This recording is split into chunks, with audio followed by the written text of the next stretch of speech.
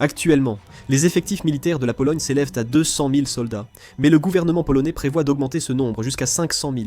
La Pologne semble décidée à devenir la première puissance militaire d'Europe. Aujourd'hui, examinons en détail son armée. La Pologne veut rendre la formation militaire obligatoire pour tous les hommes et teste actuellement le programme de préparation opérationnelle. Le week-end, les hommes polonais reçoivent une formation militaire. En général, ils apprennent le tir, les mesures opératoires de protection personnelle et les premiers secours, entre autres. Chaque samedi, ils recrutent et forment militairement des volontaires. Le ministère polonais de la Défense prévoit de former 400 000 civils d'ici 2027. Actuellement, la formation est volontaire, mais face à la crainte croissante d'une invasion russe, hommes et femmes y participent activement. Les dépenses de défense polonaises sont très élevées. Cette année, la part des dépenses de défense de la Pologne par rapport au produit intérieur brut est de 4,48%, ce qui est le taux le plus élevé parmi les pays membres de l'OTAN. Mais la Pologne prévoit d'augmenter ce budget de défense à plus de 5%. Les effectifs militaires polonais sont de 210 000 et devraient atteindre 300 000 en 2029. Le gouvernement vise ensuite 500 000, soit 2,5 fois plus qu'actuellement. Le Premier ministre Donald Tusk a déclaré. Il a également souligné la nécessité d'augmenter la taille de l'armée, en précisant que l'armée russe compte environ 1,3 million de soldats, tandis que l'armée ukrainienne qui lutte contre cette invasion n'en compte que 800 000. En mars, le Premier ministre Donald Tusk a affirmé vouloir des armes nucléaires pour sécuriser son pays face à la menace russe. Donald Tusk a aussi affirmé qu'il ne fait aucun doute que nous serions plus en sécurité si nous avions nos propres armes nucléaires.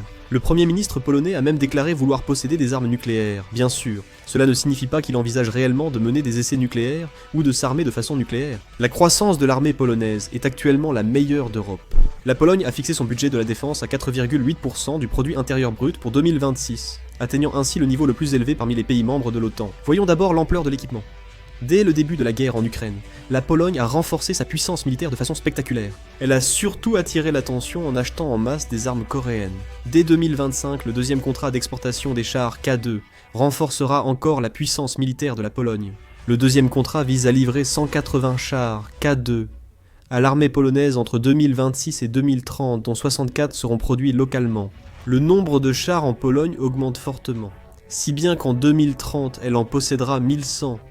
Mais avec un tel chiffre, le nombre de chars de la Pologne dépassera même les 950 chars réunis de l'Allemagne, du Royaume-Uni, de la France et de l'Italie. Dans l'OTAN, seule la Turquie, 2238 chars, et la Grèce, 1344 chars, dépassent la Pologne. Une telle croissance est presque inédite dans l'histoire polonaise. Grâce à la rapidité des livraisons de la Corée du Sud, l'armée polonaise s'équipe plus rapidement que les autres pays. La Corée du Sud, en raison de la confrontation avec la Corée du Nord, a dû maintenir une industrie de défense d'une certaine envergure. En revanche, des pays comme l'Allemagne et la France ont laissé leur industrie de défense se réduire, ce qui les empêche de respecter les délais de livraison. Mais comme la Corée du Sud livre même plus rapidement que les délais prévus, la Pologne a pu s'armer plus vite que les autres pays. Le 30 novembre, Hanwha Aerospace a livré 21 nouveaux obusiers. K9 la Pologne, qui en a commandé 672 en 2022, en a déjà reçu 364 lors de 2 livraisons en 2022 et 2023. À cela s'ajoutent les lance-roquettes multiples Chunmoo, dont 290 unités ont été commandées lors des premiers et deuxièmes contrats. Cette année déjà, 126 unités ont été livrées. Hanwha Aerospace livre les équipements avec 2 ans d'avance, permettant à la Pologne de s'armer vite. En comparaison, l'Allemagne et la France ne parviennent même pas à assurer une livraison correcte. Par exemple, le Danemark a choisi des canons automoteurs français, mais la livraison n'a toujours pas été effectuée correctement. Le Danemark est l'exemple le plus marquant. En mai 2017, le Danemark a commandé 19 canons automoteurs César français attendus pour 2019. Après plusieurs reports, la livraison a été officiellement annulée en juin 2020. Actuellement, le Danemark envisage d'acquérir des canons automoteurs K9. Le cas de la Tchéquie est plus grave. Après avoir signé en 2021 pour 62 canons César français, elle envisage désormais d'acheter des canons K9 en raison de problèmes de performance. L'Allemagne a, elle, commandé 12 canons automoteurs PZH 2000 nationaux. Cependant, ils n'ont toujours pas reçu ces équipements, pas même un seul jusqu'à présent. Ils devaient recevoir la totalité des équipements d'ici 2026, mais il est de plus en plus probable que la livraison soit encore retardée. En comparaison, le K9 automoteur est fabriqué à 2 ou 3 unités par semaine. La Pologne, en choisissant des armes coréennes au lieu d'européennes, peut s'armer plus vite que les autres pays. La Pologne a commandé 96 hélicoptères d'attaque AH-64E Apache déjà en production chez Boeing. La Pologne a passé la plus grande commande d'Apache hors États-Unis. Boeing livrera les hélicoptères à partir de 2028. L'armée polonaise a déjà commencé à former des pilotes et du personnel de maintenance pour les Apaches, et elle exploite actuellement 8 hélicoptères Apache loués à l'armée américaine. JDAN. La Pologne ne se contente pas d'acquérir des armes coréennes, mais elle renforce sa puissance militaire en achetant des armes de n'importe quel pays, sans distinction. De plus, en août, la Pologne s'est retirée du traité d'interdiction des mines antipersonnelles, en invoquant des menaces militaires, ce qui lui permettra de produire des mines antipersonnelles à partir de février 2026. La Lituanie et la Finlande ont quitté le traité, et prévoient de fabriquer des mines antipersonnelles pour elles-mêmes, et l'Ukraine. La Pologne demande aussi à ses voisins de renforcer leur armée. La Pologne, la Finlande, la Roumanie et la Bulgarie, voisines de la Russie, ressentent directement la menace d'une invasion russe. Ils cherchent donc à renforcer leur puissance militaire. Toutefois, chaque pays percevant différemment la menace russe, ce renforcement n'est pas uniforme.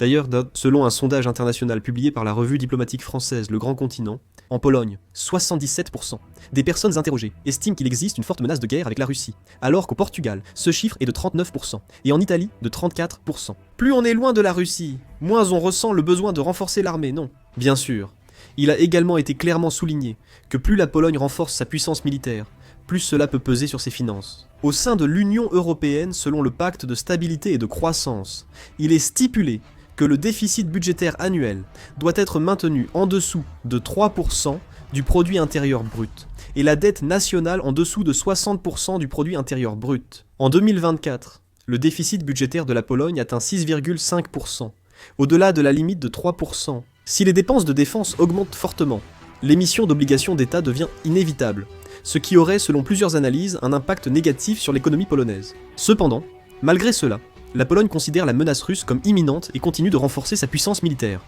Le pays qui se sent le plus mal à l'aise face à l'accroissement de la puissance militaire polonaise n'est peut-être pas la Russie, mais plutôt l'Allemagne et la France. En effet, ce que fait actuellement la Pologne ne se limite pas simplement à renforcer son armée, mais ébranle l'équilibre même des forces au sein de l'Europe.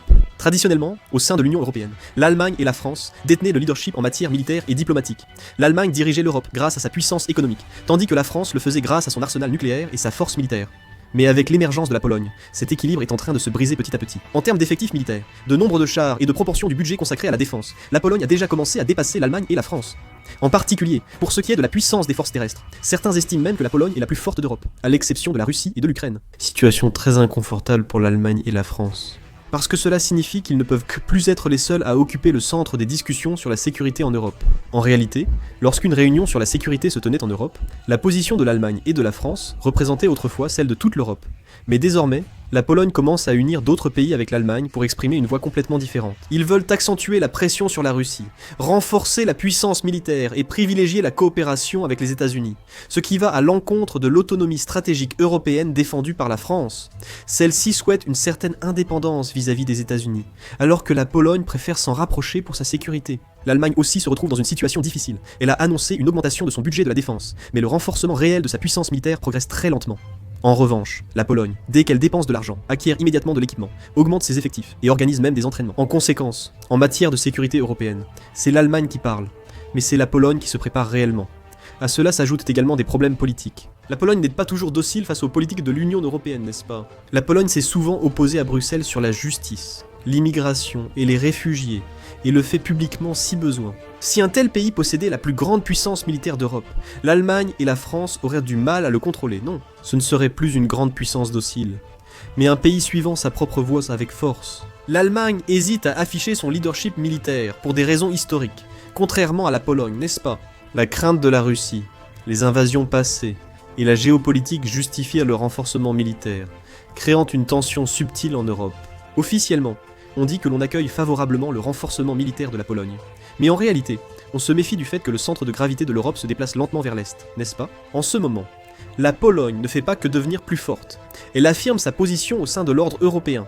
Et ce changement s'opère dans une direction qui ne peut qu'être inconfortable pour l'Allemagne et la France. La taille de l'armée polonaise augmente rapidement. Que pensez-vous de cette armée devenue si puissante? N'hésitez pas à laisser vos commentaires. C'était la fin de la vidéo, merci beaucoup.